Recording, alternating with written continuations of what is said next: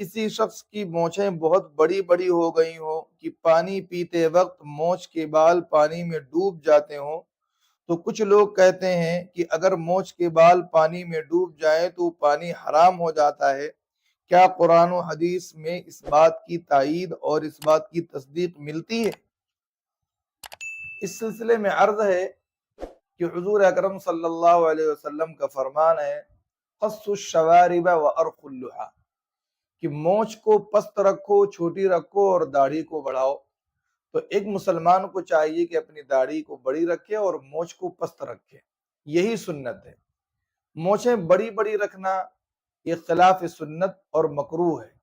اب مسئلہ یہ ہے کہ اگر کسی کی مونچھیں اتنی بڑی بڑی ہیں کہ پانی پیتے وقت اس کی مونچھیں پانی میں ڈوب جاتی ہیں، تو وہ پانی حرام ہوگا یا نہیں؟ پانی حرام تو نہیں ہوگا، لیکن اس طریقے سے ایک مسلمان کو نہیں کرنا چاہیے۔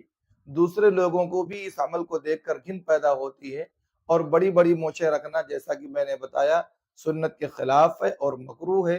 اس لیے ایک مسلمان کو اس عمل سے اجتناب کرنا چاہیے اور اپنی مونچھ اور اپنی داڑھی سنت کے مطابق ایک مسلمان کو رکھنی چاہیے۔